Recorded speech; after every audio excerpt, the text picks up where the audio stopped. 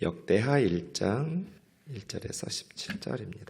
다윗의 아들 솔로몬의 왕위가 견고하여 가며 그의 하나님 여호와께서 그와 함께하사 심히 창대하게 하시니라. 솔로몬이 온 이스라엘의 천부장들과 백부장들과 재판관들과 온 이스라엘의 방백들과 족장들에게 명령하여 솔로몬이 온 회중과 함께 기브온 산당으로 갔으니 하나님의 회막 곧 여호와의 종 모세가 광야에 지은 것이 거기에 있음이라. 다윗이 전에 예루살렘에서 하나님의 궤를 위하여 장막을 쳐 두었으므로 그 궤는 다윗이 이미 기럇 여아림에서부터 그것을 위하여 준비한 곳으로 메어 올렸고 옛적에 훌의 손자 우리 아들 브살렐이 지은 놋 제단은 여호와의 장막 앞에 있더라. 솔로몬이 회중과 더불어 나아가서 여호와 앞 곧 회막 앞에 있는 놋 제단에 솔로몬이 이르러 그 위에 1000마리 희생으로 번제를 드렸더라.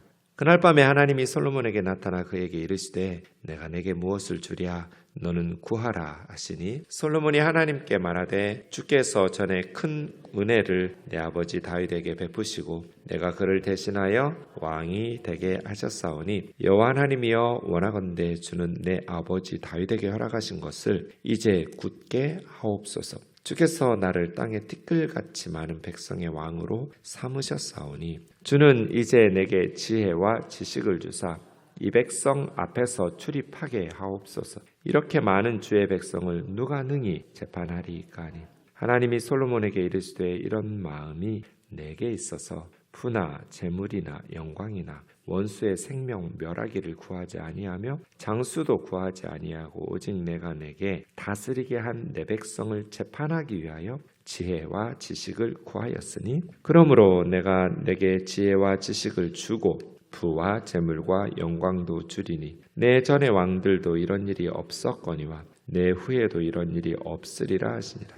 이에 솔로몬이 기브온 산당 회막 앞에서부터 예루살렘으로 돌아와서 이스라엘을 다스렸더라. 솔로몬이 병거와 마병을 모으매 병거가 1400대요 마병이 12,000명이라. 병거성에도 두고 예루살렘 왕에게도 두었으며 왕이 예루살렘에서 은금을 돌같이 흔하게 하고 백향목을 평지에 뽕나무같이 많게 하였더라. 솔로몬의 말들은 애굽과 구해에서 사들였으니 왕의 무역상들이 때로 값을 정하여 산 것이며 애굽에서 사들인 병거는 한 대에 은 600세겔이요 말은 150세겔이라. 이와 같이 햇사람들의 모든 왕들과 아람 왕들을 위하여 그들의 손으로 되팔기도 하였더라.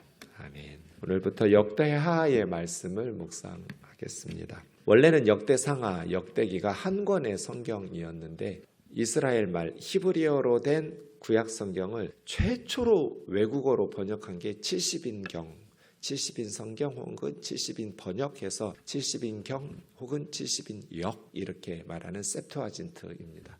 70명이 번역했다고 해서 70인경인데 이게 헬라어입니다. 주전 2, 3세기경에 이집트에서 번역이 됩니다. 그러니까 이스라엘 백성들이 나라가 망하고 여러 지역으로 흩어지면서 이제 시간이 흐르면 거기서 태어난 후손들이 되었겠죠. 가나안 땅에서 살았을 때는 히브리어를 사용하면서 살았던 사람들이 외국에 가면 처음에는 1세대, 1.5세대들은 조상들의 말인 히브리어를 알겠지만 세월이 흐르고 몇백 년 흐르면 이제 그 지역의 언어를 우리나라 사람들이 미국으로 이민을 가면 이민 1세대, 2세대들은 한국말을 배워도 3세대, 4세대로 넘어갈수록 이제 한국말은 잃어버리고 영어가 익숙하고 영어밖에 모르는 세대가 되잖아요. 혈통적으로는 이스라엘 사람들이지만 그냥 애굽 사람들 혹은 끌려간 그 나라의 시민들로 세월이 흐를수록 살게 되고 언어도 그렇게 되죠. 그러니까 후세대 사람들이 히브리어를 몰라요. 구약 성경을 못 읽어요. 그래서 당시의 공용어인 헬라어 그리스말로 구약 성경을 번역하게 된 것입니다. 주전 2, 3세기 경에. 그래서 후세대들은 그래서 신약 성경을 쓰여졌을 때 교회와 성도들은 크리스찬들은 셉투아진트로 70인경으로 구약 성경을 읽어야 돼요. 신약 성경은 아예 헬라 말로 썼어요.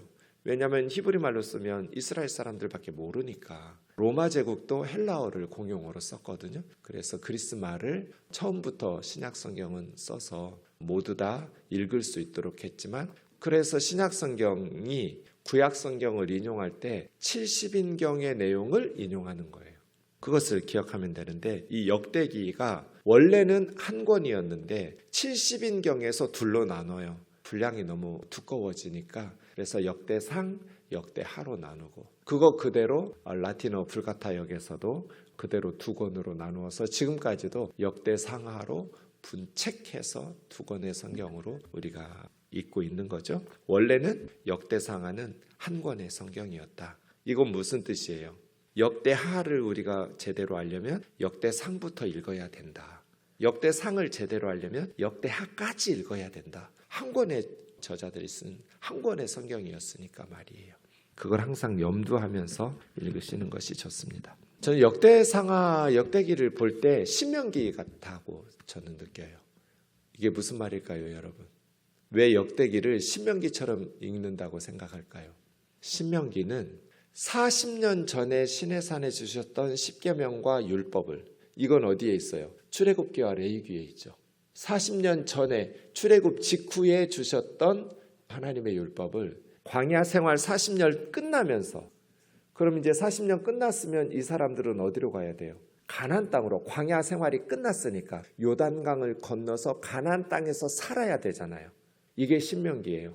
가나안 땅에서 살아야 될 후세대들을 위해서 40년 전에 주셨던 모세 율법을 다시 40년 후에 모세가, 그래서 신자가 거듭 신자잖아요. 한 번 더 40년 전에 주셨던 하나님의 명령 토라 율법을 40년 후에, 그러면 출애굽기 레위기와 신명기를 비교해 보면 같은 내용인데 적용점이 조금씩 달라요. 왜냐하면 새로운 상황이니까.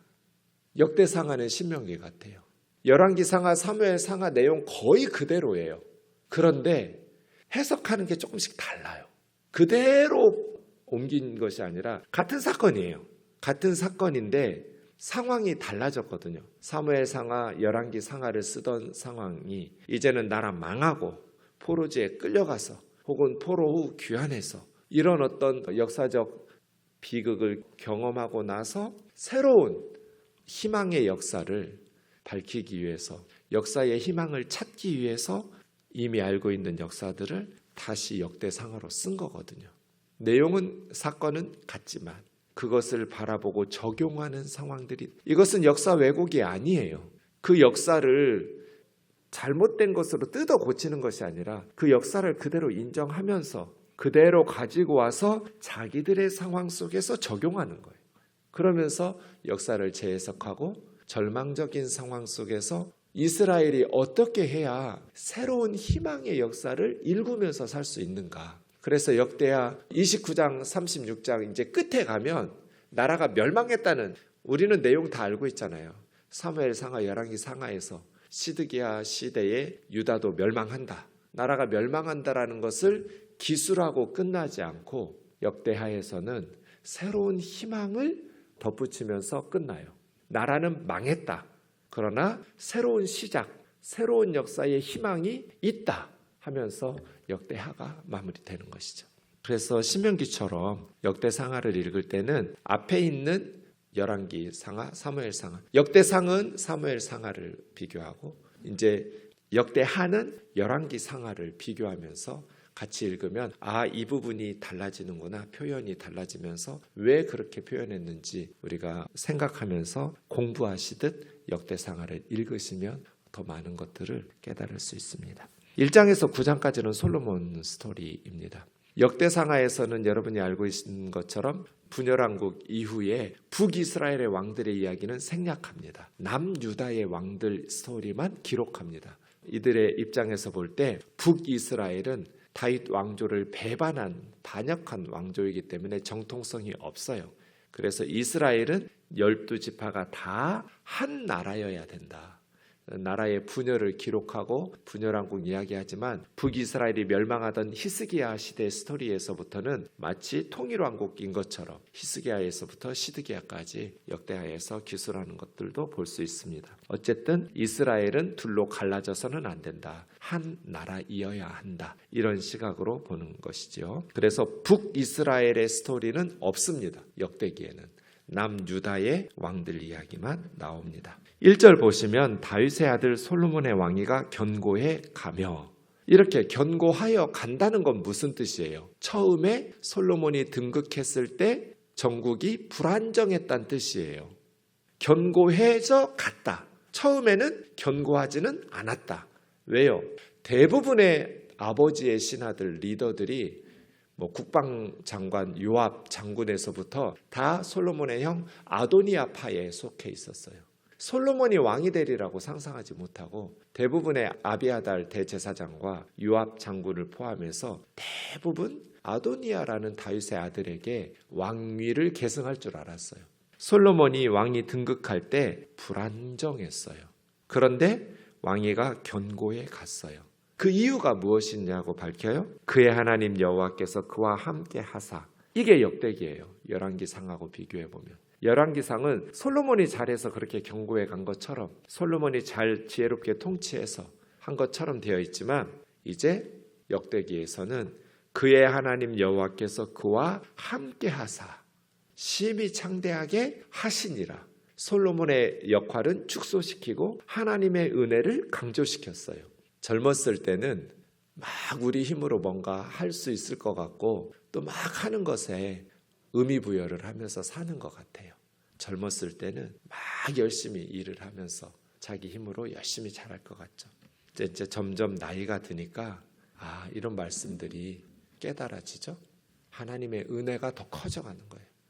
젊었을 때도 하나님의 은혜가 아니면 내가 아무리 손으로 수고해도 열매를 맺을 수 없다는 것을 말로 하고 알고 인정하고 고백해요.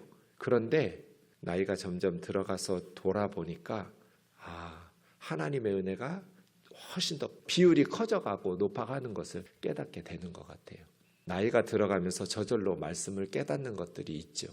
내가 아무리 노력해도 하나님께서 함께하지 않으시면 열매를 맺을 수 없는 것이 인생이라는 것을 터득하게 되죠. 역대하가 그래요. 이건 다윗도 죽기 전에 역대상 29장에서 한 말이거든요. 모든 사람을 크게 하심과 강하게 하심이 주의 손에 있나이다. 이게 다윗의 마지막 유언의 내용 중에 하나예요. 역대상 29장 12절. 모든 사람을 크게 하시는 것, 강하게 하시는 것 주의 손에 있습니다. 그러니까 하나님의 은혜가 솔로몬을 크게도 하시고 심히 강하게도 하시고 정국을 안정되게도 하시고, 솔로몬이 끝까지 이 1절 말씀을 자신의 통치 초창기에 경험했던 하나님의 은혜를 잊어버리지 않고 끝까지 기억했다면 모든 리더들이 다 흠결이 있죠. 완벽한 사람이 어디 있어요. 다윗조차도 죄짓고 회개하고 다시 쓰임받고, 그렇지 않은 왕들은 아무도 없잖아요.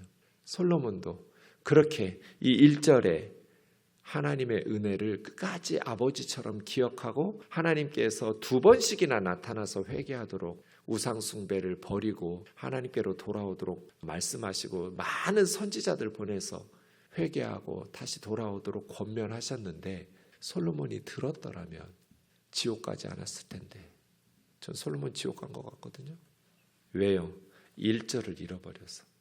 하나님이 그와 함께 하셔서 그가 창대하게 됐다라는 이 1절을 잊어버려가지고 하나님 의지하고 형통했었는데, 이제 하나님보다 자신의 정치 경험, 세상의 지혜, 국제적인 외교 정략적인 결혼을 통해서 외국의 공주들하고 결혼하면 더 왕국이 든든하고 안전하고 평화로울 것 같잖아요.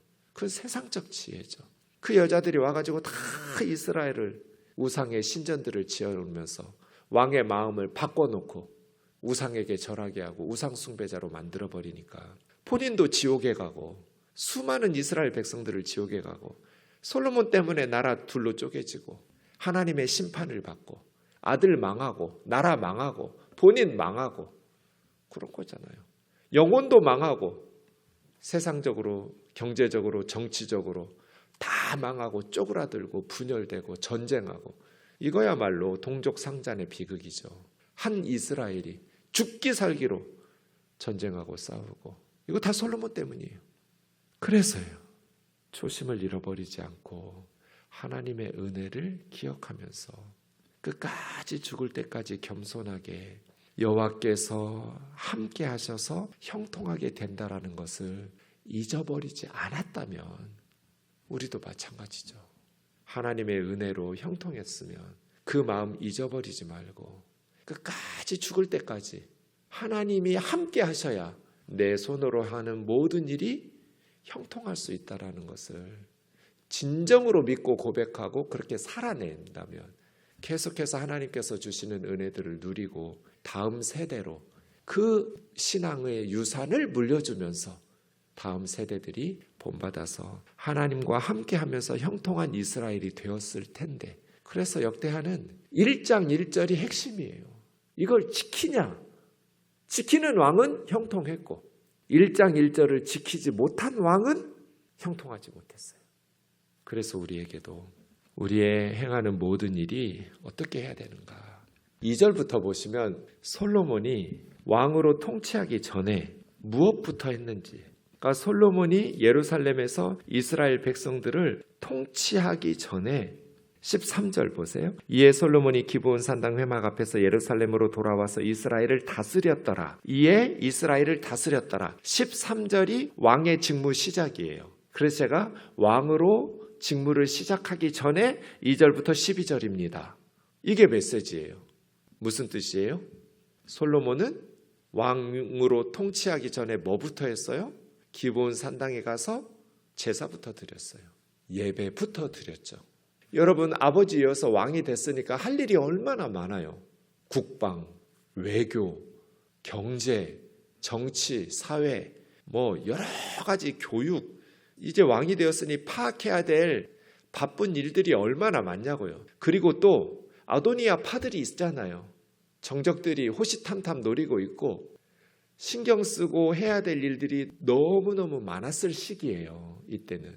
그런데 솔로몬은 뭐부터 했어요? 예배부터 드렸어요. 이거 우리 경험이잖아요. 저는 특히 단기 선교 갔을 때 항상 이거 깨닫는데요. 단기 선교 가면 피곤해요. 일단 멤버들이 피곤해요. 그리고 할 일들이 참 많아요. 그래서 저는 눈 뜨자마자 항상 매일 예배해요.